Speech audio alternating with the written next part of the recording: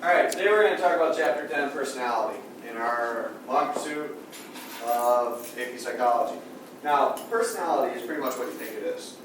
You know, it's your unique, which a lot of you are unique, and consistent patterns of behavior. Consistent means that it's not just accredited to mood. Some people are in a bad mood one day, that's not their personality. Personality is consistent over a period of time, through a lot of different situations, ups and downs, good and ground, and things like that.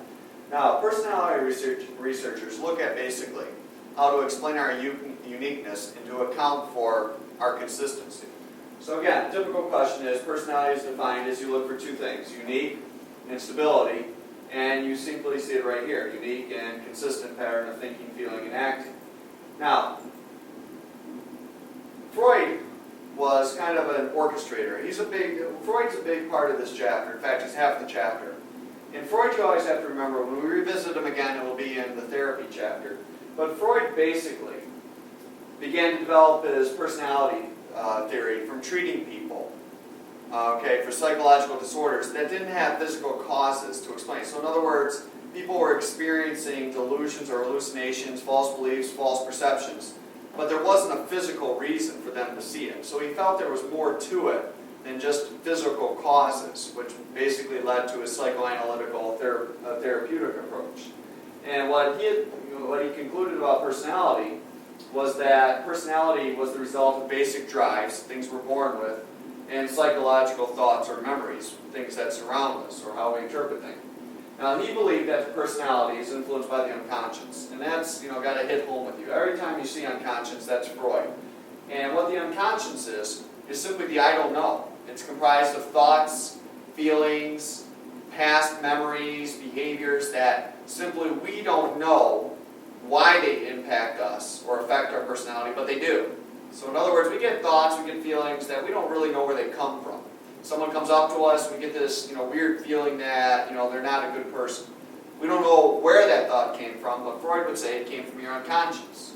Now, just to counteract that, conscious awareness, which was in Chapter 7, is simply what we're aware of, consciously aware of at a particular time. You're aware that you're listening to this video, you're aware you're sitting in your bedroom.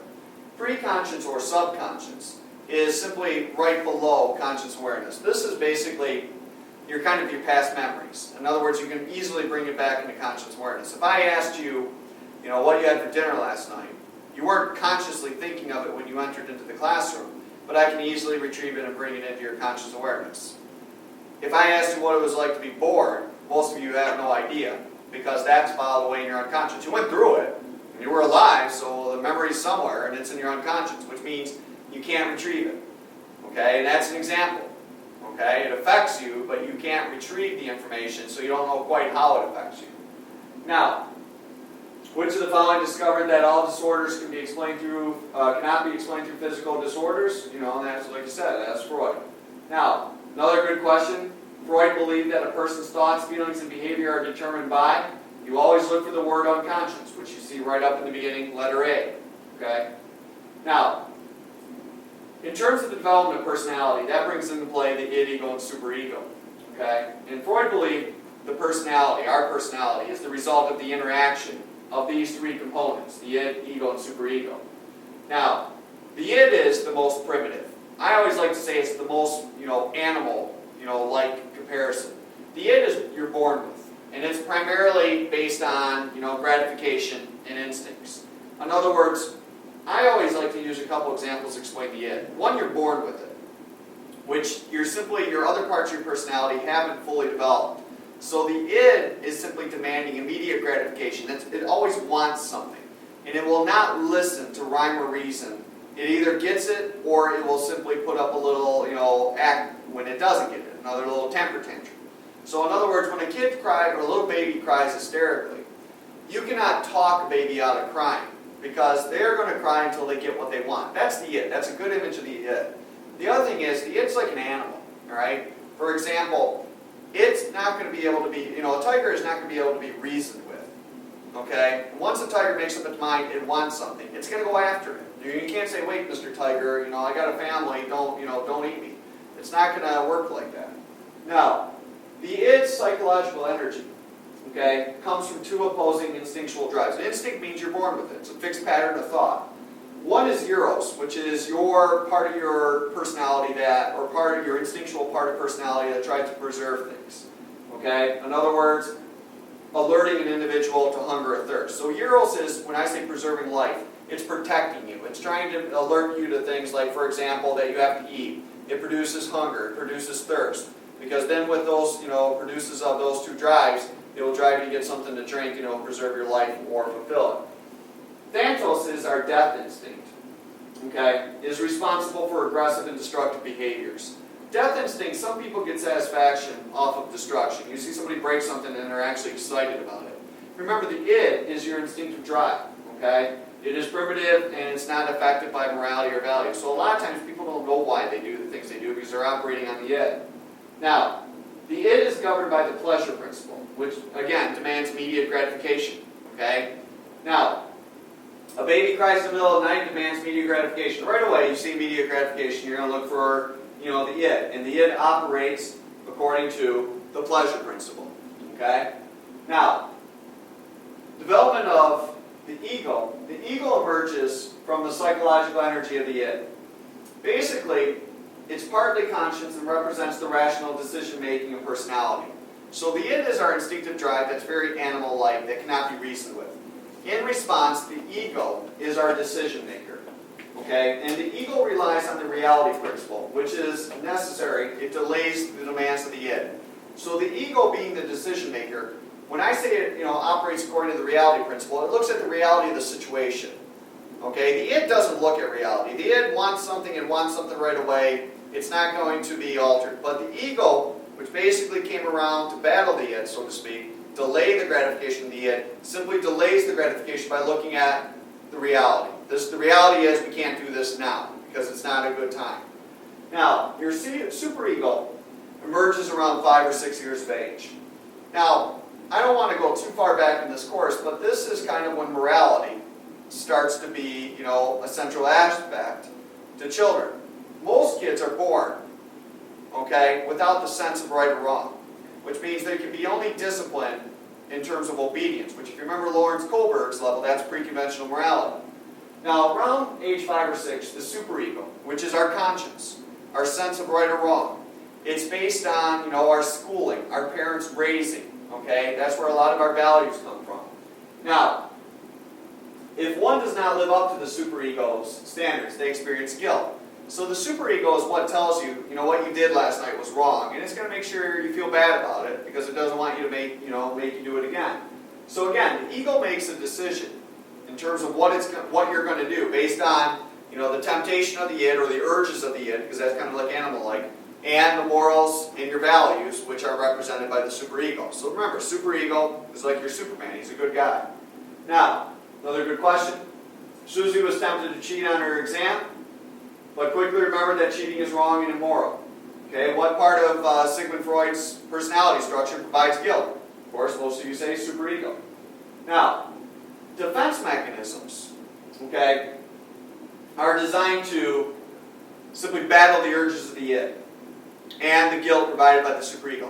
Defense mechanisms the ego uses, remember the ego is the decision maker, to simply make us feel better, okay, about the two opposing thoughts we have in our brain. Remember, you're getting one side of your brain saying, do it, do it, do it, and you're getting the other side of the brain saying, don't do it, don't do it. Well, that causes anxiety. So defense mechanisms are designed to battle the anxiety that are simply produced by the id and superego always, battling at each other. Now, this chart right here, which you got to kind of look at a lot, is kind of basically different ways of handling the anxiety provided by the id and by the superego. And that's what I'm going to keep on coming back to and saying, these are designed to simply make you feel better by reducing anxiety. Now, the first one, repression. It's probably the most intriguing by people because repression is simply an automatic response to a traumatic event. Repression means to press down an unwanted thought. Now, most of the time, this has to be a pretty traumatic thing, okay, such as abuse. All right, repression is not simply my, girlfriend didn't call me last night, so I'm not going to think about it. That's not in the level of repression. Repression is something traumatic, like seeing something or being part of something that, for example, was so overwhelming that repression basically said, this is too much for us to handle, we're going to take over and press this down into the unconscious. Now, the point is, it's pressing down. It's not eliminating. So a lot of times, what is pressed down, which again is traumatic information, sometimes will come back to affect us. But because it's in the unconscious, we don't know quite how it affects us. Now you're asking, where does this information seep out? Sometimes in dreams, which is why we have nightmares. And why it's so startling is, remember, this was unconsciously pressed down. We didn't make that choice. So we don't know what's pressed down. So when it comes back up in a dream, or it comes back out in a Freudian slip or something like that, we don't know what it is, because we didn't make any sense of it when it got pressed down. Now, rationalization is just providing excuses. You feel bad you cheated on a test, you use rationalization to say, well, everybody else was cheating. Okay? Again, makes you feel better. Remember one thing I'll point it out now. Defense mechanisms are temporary. All right? You still know you cheated. So yeah, you say, yeah, everyone else cheated, and that somewhat makes you feel better, but for, a moment, and sooner or later, you're going to realize you still were the one that cheated. Now, projection is simply when you project your weaknesses onto other people. Like a movie screen projects an image, or a movie projector projects an image onto a screen. Now, projection, why it makes people feel better. We have insecurities, all of us do. We don't want to think about our insecurities because they make us feel bad. So when we use the defense mechanism of projection, we simply take our weakness and we project it to somebody else. So if we know, for example, we have an insecurity about the way we look, and we, simply look at somebody and target a person, and, for their insecurity and make fun of them for that, it indirectly makes us feel good. Now, obviously, it's even hard for me to say this because what I'm describing is your typical bully, okay? And bullies, most people know, what they make fun of people for is their own insecurities. That's exactly what projection is. Now, reaction formation is when a person behaves in an opposite way of their true unconscious feelings or thoughts. So in other words, they have feelings for this girl. Somehow, someway they feel weird about having these feelings. And so they, do the opposite. They make fun of the girl or they pick on the person. They're behaving in a way opposite, okay, of their true feelings. Now, sublimation is finding an acceptable substitute for an unacceptable thought or urge. So if somebody's very aggressive, they play football. Football is an acceptable outlet or substitute for an aggressive personality, which obviously an aggressive personality can get you in a lot of trouble. Now, displacement is you take out your anger on something that's not going to fight back. You displace your anger and place your anger on something that's going to fight back. A lot of times these are inanimate things. Slamming a locker, slamming a car door. Obviously, for example, you can't take your anger out on me because I'm a teacher and you can get a lot of trouble for that. Detention, blah, blah, blah. So you have all this pent-up aggression, so you walk out and slam the locker. Okay? Does it make you feel better? For a moment. Again, these are all temporary. But, there's always the person who tries to punch something that, is a little bit, stronger than their fist. Now, compensation is trying to make up for an unconscious impulse or fear. Okay? I like the example here. Julie is strict with her employees to make up for the thoughts of an ineffective manager. So in other words, she has these desires, compensation. She has these desire that she's not a good manager. So what does she do? She overdoes it, compensates for it, and it becomes even stricter. Okay? To battle the thought that she's not a good manager to begin with. Okay? Power. Now, denial is what it means, not being willing to accept the truth.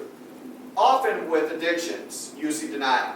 That's why the first step in most rehabilitation programs is admittance, or saying you have a problem. Regression, okay, Happy Gilmore, Dumb and Dumber, which are good examples, is when you're stressed, often what you do is you revert back to a childish behavior. All right, biting your fingernail, crying, throwing a temper tantrum. Why do you do that? Well, you do that because when you cried and bit your fingernail before, it eased anxiety or it made things better.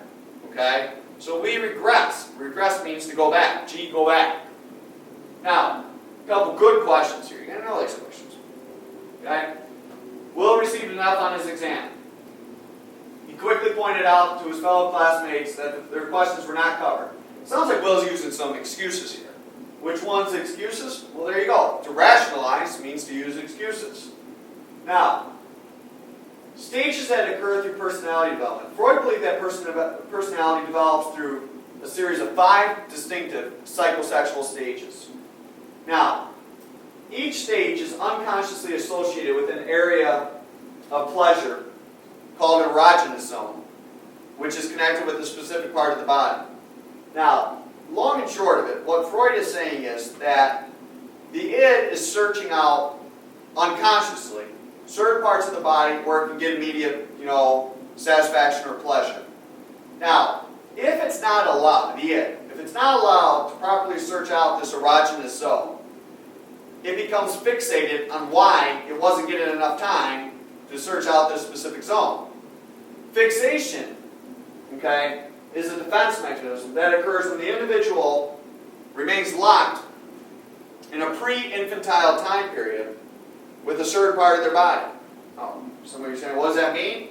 In other words, it had a certain point where it's supposed to search this body out, which is childhood. If it doesn't get the opportunity, then it's going to be fixated on that area the rest of the person's life.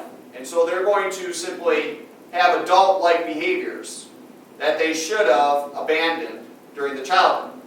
And you'll see what I mean in a second. Now,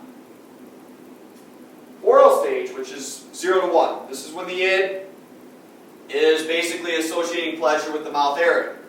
Now, activities, when you think about it, typical 5-6-month-old puts a lot of things in their mouth. Freud's saying that the id's getting pleasure from this.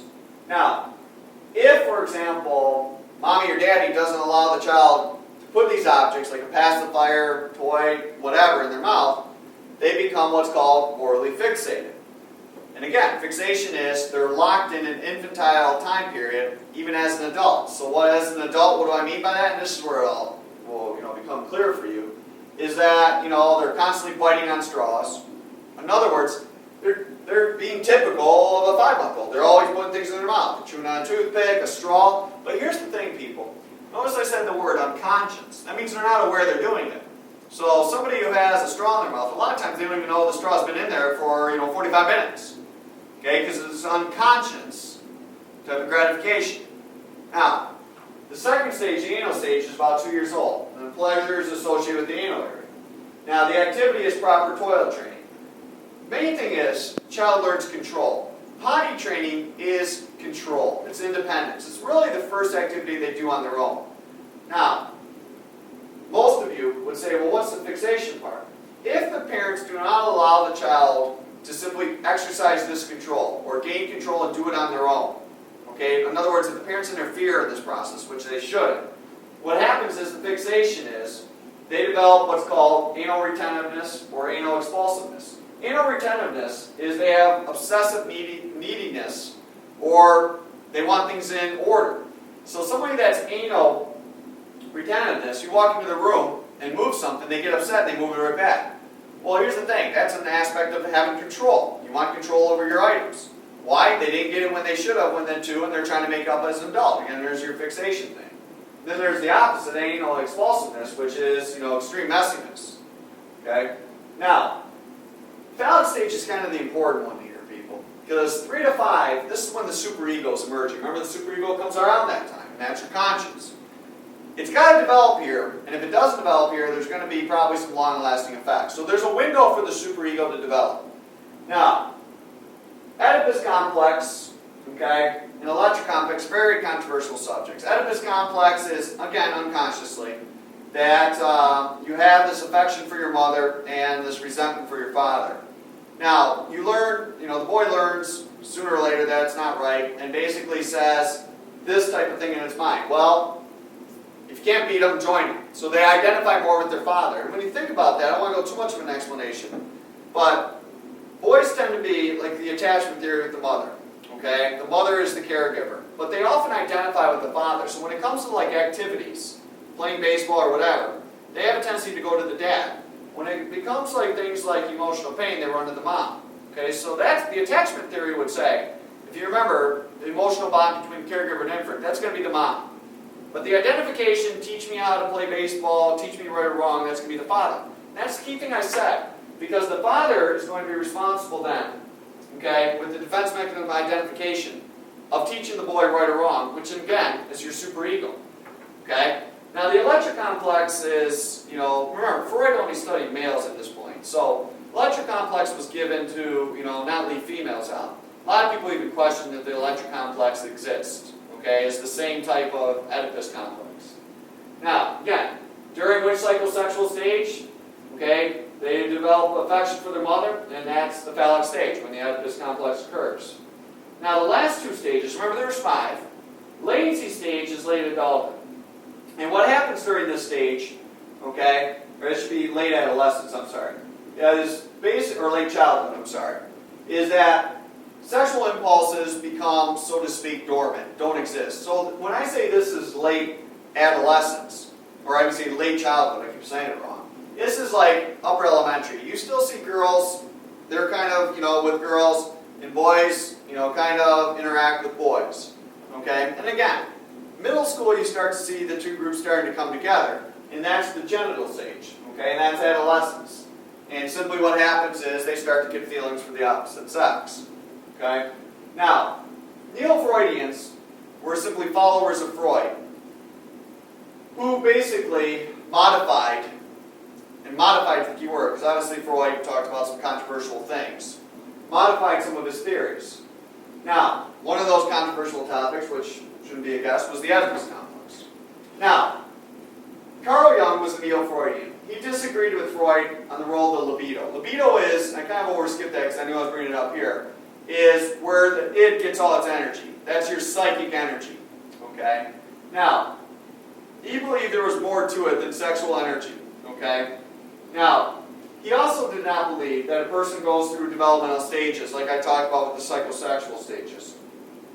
Okay? He rather believed, and this is what you got to kind of know, is that people in terms of personality were either born an introvert, someone who prefers privacy, being by themselves, or people were born an extrovert, people that get their energy from being around other people or social situations.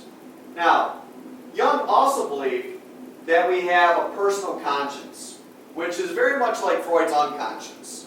Okay, what Freud said was, it's personal stuff in that unconscious, your personal memories, history, fear, stuff like that. But then he also said there was another layer underneath the personal conscience, which he called the collective unconscious.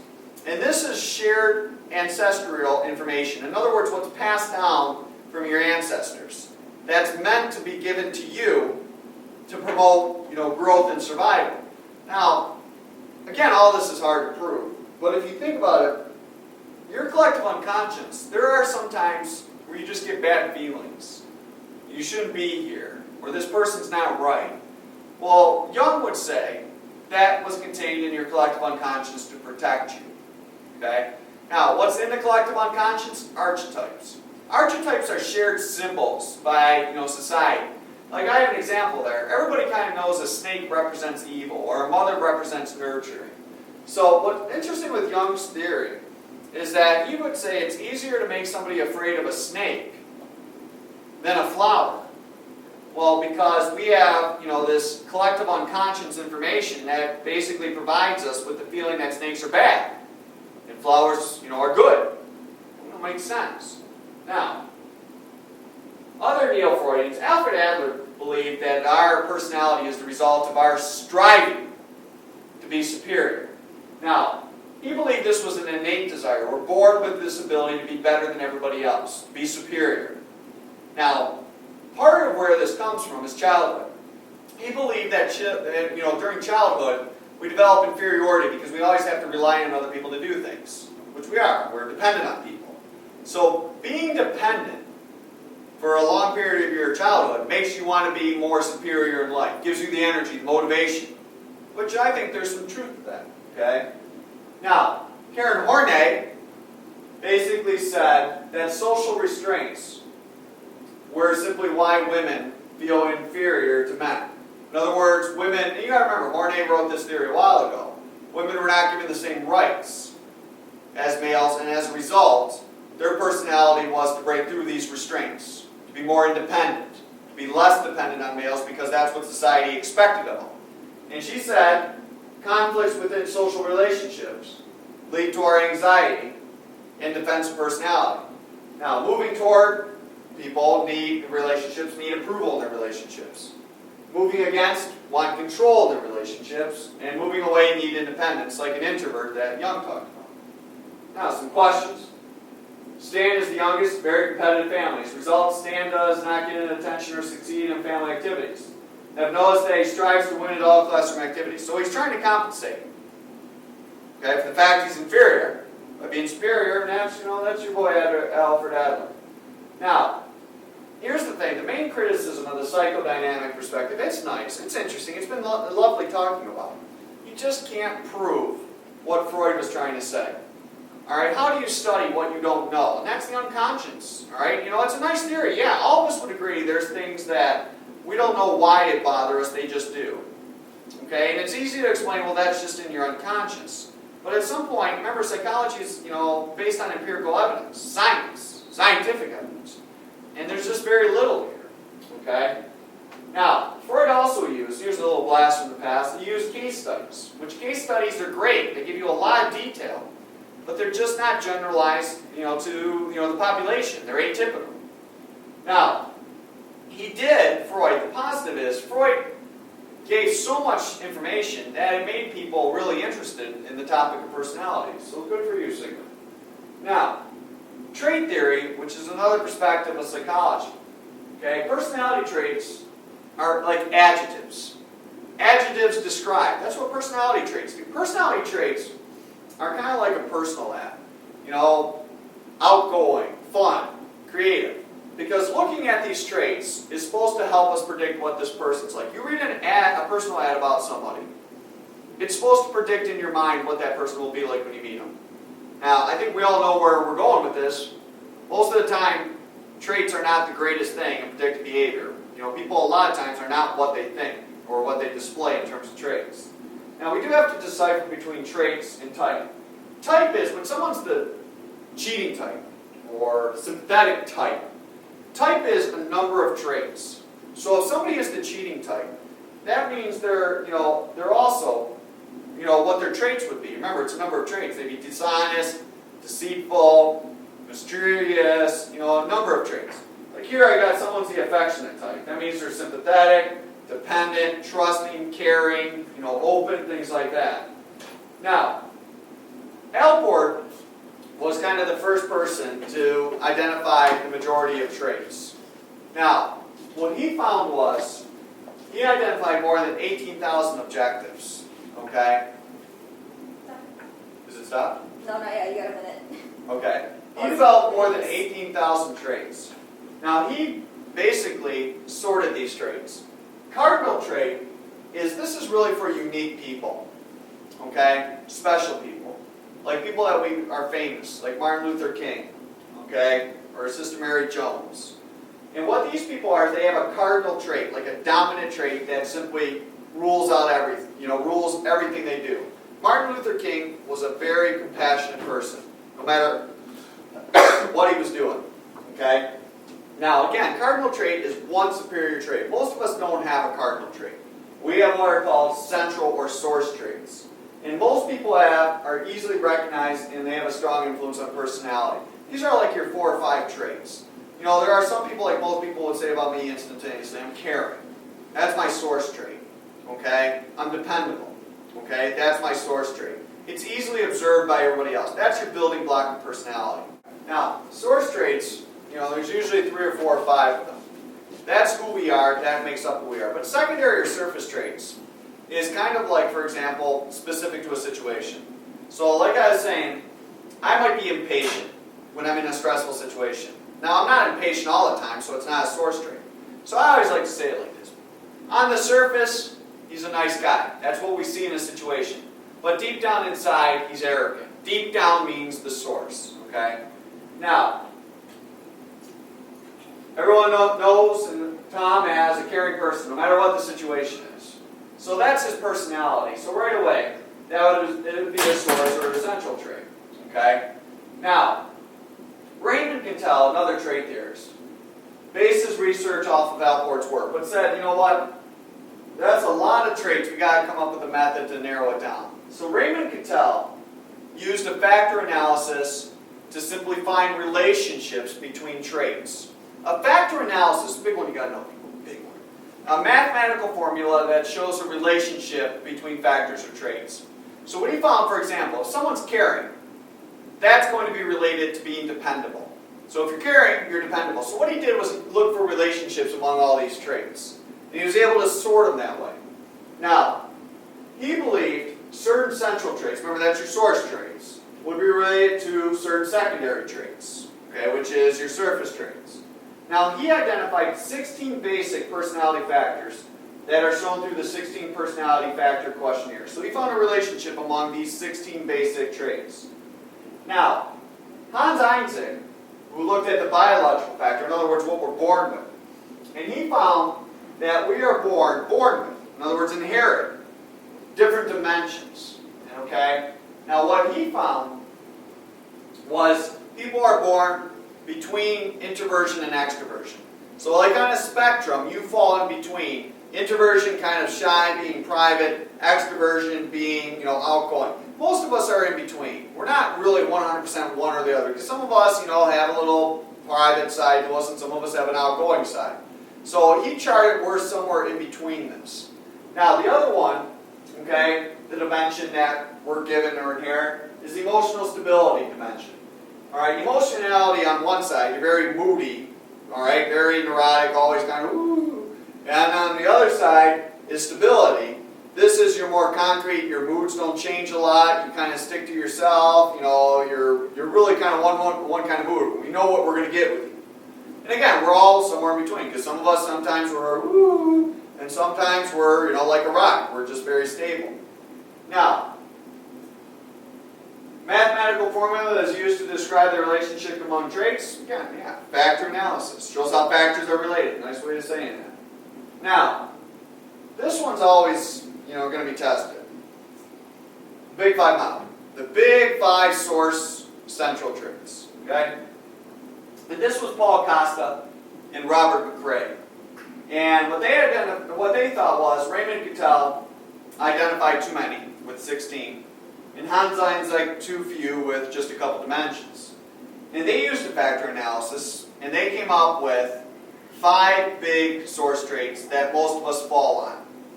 And that is openness to experience. That means our level of curiosity. And again, that's a spectrum. Some of us are very, curious. Some of us, we're kind of further down, very, no, not curious. Conscientiousness, okay, is referring to our organization skills. Some of us have them. Some of us, we never got them for some reason. Extroversion is our active or energetic, our affectionate. Some of you are very outgoing. Others of you, don't really move too much, is the best way to say it. Agreeableness is our forgiveness. Some of you forgive right away. Some of you, you have a tough time forgiving other people. And so, for the most part, that's something, that again, we fall on. Agreeableness, some of you have it. Some of you, it's a tough time to forgive what other people do. Neuroticism is our vulnerability, our tenseness, our anxiousness. Some of you worry a lot, so you're really neurotic. Others of you don't worry at all. Now, how do you remember this? Just look at the letters. You can either say ocean, okay, good way to remember it. O for openness, C for conscientiousness, E for extroversion, A for agreeableness, and N for neuroticism. Now, the big 5 personality traits, conscientiousness, extroversion, agreeableness, neuroticness, which letter is missing that would make ocean? Most of you would say openness to experience. I tried to trick you with optimism, but that's an explanatory style. That's not a personality trait. Now, trait theory is excellent at labeling behavior, but it does not explain why a person acts a certain way. So when you say it's great, the person's caring. Well, why? That's what it really doesn't, explain. So it's great at describing people, but it's not great at explaining people. Now, it also doesn't consider the situation. Okay? Now, the situation is Austin's entering my room. The printer's broke. So I'm going to email it to you. Oh. Here I'm filling out. Oh. Austin is a student in my class. He's asking me a question. Yeah. But I'll send it to you. I already did email it to you. So just try to find it. If you can, then we'll figure out something else. Okay. Austin, say goodbye. Have a good day, America. He's watching it. That's one of my students. So I'm a teacher. He's a student. Those questions come up. All right. Now, social cognitive approach looks at social factors, situational factors. Now, social cognitive approach explains personality by showing how our thoughts influence a person's actions and vice versa. In other words, it looks at how we act and what we think. What were you thinking? Why'd you act that way? It looks for that combination. Now, personality, they say, is the result of our thoughts, the way we act, and where we live, our environment. You know, and you guys pretty much know where this is going. I mean, our environment plays a big role with it. All right, in school we act one way, at home we act another. You know, in our job we act one way, and so on. The main thing is, and I'm going to explain this, you know, through reciprocal determinism, is your environment affects the way you act, which affects the way you think. The way you think affects the way you act, which affects what environment you should be in. They're all interrelated. Now, Julian Rotter was a social cognitive psychologist, and I like his theory.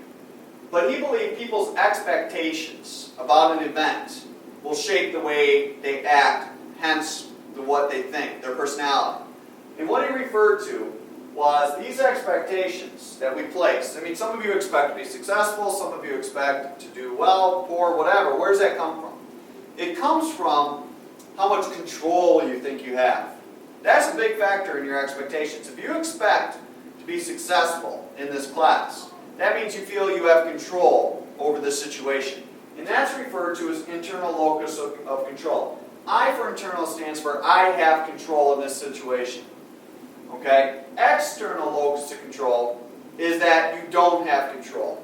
Okay? Other things have control. For example, here's a good example. Okay? Some of you, why you're a little weary on your expectations, okay, of taking the AP test, because you don't have control over what questions are going to be on that exam. You have control on how much you can study, so that's what you do to make yourself feel better. I am in control of how much I can study. But you are not in control of an extra thing, such as what questions are going to be on that exam. And frankly, so am I. So that's why I get nervous as well. Now, Albert Bandura, remember the Bobo doll, believed that personality is the result of what I was alluding to earlier. Our thought process, our behavior, and our environment. Now, he called this reciprocal determinism. Each one is determined by the other. Okay, good way to remember. Now, he agreed with B.F. Skinner. Remember, B.F. Skinner was operant conditioning. How you operate depends on what you get or what you don't get. Okay? But he believed that people's actions could affect the environment, which is interesting. Because if you get somebody playing really or practicing really hard during practice, it could have an effect on the way the rest of the team practices. So that's a good example, Albert Bandura. Now, Bandura also believed in the importance of self-efficacy. Self-efficacy, if you remember from one of our previous chapters, is your little engine that could. It's your confidence about the outcome or the event that's going to take place. It's what you say to yourself before you try something. Now, according to Bandura, reciprocal determinism is a combination of cognition, the way we act, and, yes, job, the environment. Now, Walter Mischel, I'd like to throw him out there. He's a nice person. But he believes that people have what's called cognitive personal variables. Not only our expectations, but also our thoughts and our emotions that play a role in our personality or determine how we're going to act. So in other words, he found that people are expected to be successful, which is very similar, to Rotter. But Rotter mentioned the control aspect. He believed that's what influenced our expectations. Mischel said, basically, our thoughts and our emotions about a topic influence our expectations. If we feel good, we're going to try harder. If we think positive, we're going to try harder. Okay, so Mischel basically went a little bit further and added the emotional and the cognitive side, which is Rotter emphasized, the control. If you got control, you're going to expect to do good. If you don't have control, well, you're not going to expect a good thing. Now, he believed personality is not as consistent. Remember what the definition of personality? It's unique and based on consistency. And what he said is because personality is often influenced by our expectations of specific events, and we don't always feel good about certain events, that our personality is going to change more than what people thought, which is a good point. Nice job, Walter. Now, the advantage of the social cognitive approach, it looks at all factors, except one. It looks at cognition, behavior, and environment, but yeah, that's right. Doesn't mention the unconscious. We know there's something there. We can't study it, but we can't, dismiss the fact that it's still there. Now, humanistic approach, or the phenomenological approach, explains personality by describing how people differ in their self-awareness, creativity, decision-making, and responsibility. Humanistic approach, remember, they want you to be the best human you can be. Okay? And they look at the word self, self-esteem, self-confidence. Anything that simply contributes to you feeling good or being the best you can, the best human you can be. Now, they believe this desire to be the best, self-actualization, okay, kind of comes from our inborn, or what we're born with. It's a desire, all right, an innate desire, okay, that we have this striving to be the best. Now, this is how they explain personality, is that everyone's kind of different, okay, in terms of how they want to be the best, how they view things, how they perceive things. Now, this is referring to phenomenology, which in other words, humanistic psychology, has been often compared to or described as. Now, Carl Rogers, humanistic psychologist, believed that people have an actualizing tendency. Actualizing tendency is an innate drive to be the best. Okay, now I kind of agree with this. I have a hard time in coaching teaching people to be competitive. You got some people they want it really bad, and other people. Now I know there's other factors that roll into it, but what Rogers says is that's innate. Our level, our desire. Okay, everybody's passionate, but what Rogers is saying, our intensity of passionate. All right, how passionate we can be comes from what we're given. Now, Rogers believed what's central to personality is self-concept. A self-concept is our beliefs about ourselves, how we describe ourselves. Now, what he said influenced the self-concept the most, again, our beliefs, what had a direct effect on our beliefs, is the relationships we have and how they're based on. Unconditional positive regard or unconditional love is the belief, okay, that people will accept you for who you are. Unconditionally, they love you for who you are. Which what Rogers said is this promotes a healthy self-concept because we can be honest with who we are. Because we know people will accept us unconditionally for what we do. Now he referred to this self-concept and reality matching as congruent. Okay, congruent means the same. Now, unfortunately, if you have people in your life that use conditional positive regard, that means they will only accept you or show you affection if you meet their conditions. So in other words, they will show you affection when you get all A's or when you are better than everybody else. If you don't meet those conditions, you don't get the affection.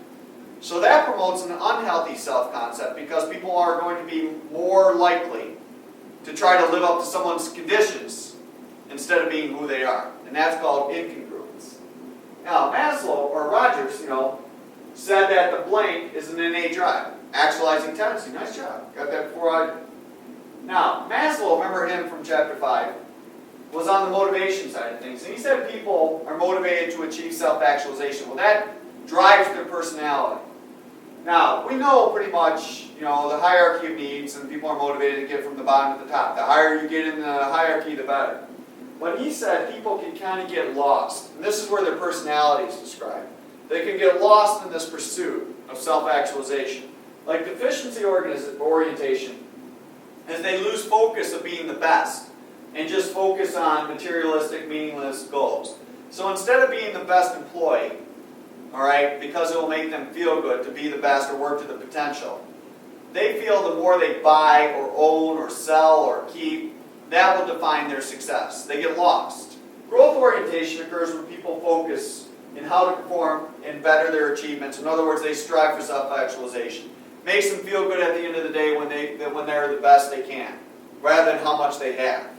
Okay? Now, humanistic perspective, it's a nice perspective. We all like it. Be the best you can, be the best human. However, I think sometimes humanistic is a little too optimistic. Not enough realistic. Okay? Because unfortunately, there is reality. Okay? Now, assessing personality you have to use personality tests. And these either are objective, which are called self-report inventories, or projective, which are subjective. Subjective meaning interpretive. Okay? So if it's objective or self-report, what that means is there's a proper answer for every question. It's like multiple choice. Okay? Now, industrial organizational psychologists, if you remember them from chapter 5, they use personality tests to kind of place people in their best jobs, where they match up well. Okay? Now, that's just one example. Now, an objective self-report inventory, let's just go through this really quickly, is they use multiple choice true false. Remember, there's, an answer and a question. Now, the advantage is they can be machine scored, like a Scantron, so done very quickly. A score can be interpreted by the test giver, given a label, like if you scored this, this means you're this. And they're also standardized, which means they've been given before so they can be compared to previous groups. Okay? Disadvantage is people often can just answer very quickly, fake responses. Some people don't understand the questions. They rush through them because they just want to get it done. And there could be cultural bias or specific, types of social implications because not all questions can be universal. Now, examples of the self-report or objective test. The NEO-PI, which measures the big 5 traits. Remember, the big 5 traits is on a spectrum, so you're either open or not open. The MMPI, let me keep focus on that, Minnesota Multifaceted Personality Inventory Test, which has 500 true-false questions. This is the most widely used personality test, the MMPI. Now, it was originally designed to measure mental health problems, but then was basically correlated to personality. I like to throw this out because you always love these things. But the most popular intelligent test, remember, was the WAIS, the West Shore Adult Inventory Scale. So it's always nice to have those comparisons. Now, the projective test, remember, those are interpretive. These use unstructured stimuli. And unstructured stimuli means there's no rhyme or reason. There's no structure to it. Now, this is primarily the psychodynamic, because this is how they feel they can measure the unconscious, or reveal the unconscious. Now, the ambiguity of the vague stimuli basically make it hard for a person to know what they're being tested on, because they're looking at, really nothing, okay, or nonsense. Now, researchers, this is the disadvantage. Interpretation might not be always right. That's why sometimes, when your essays get graded, sometimes the teacher's interpretation, whether or not you know it, not really yours. Now, thematic apperception test, remember tell a tale, A stands for achievement, designed by Henry Murray and Christina Morgan, use pictures or scenes, tell a tale about what you see. And it's often used to measure the need for achievement, right? Rorschach inkblot test was developed by Herman Rorschach, was instructs a person to respond to what they see in a bunch of ink blots. Now, another type of test, draw a person test. They draw a picture of someone in their life, and how they draw this picture will be kind of how they see the person. Now, Janice was asked to look at a series of ambiguous pictures. Now, this is pictures, right? Tell a tale. So that's the thematic apperception test, and that's classified as projective. Okay, it's not objective because it would be multiple choice. Okay, MMPI. Most popular personality test, that's classified as an objective self-report inventory test. Nice job. Okay, that concludes our day. Thank you for your attention, and hope you have a nice day.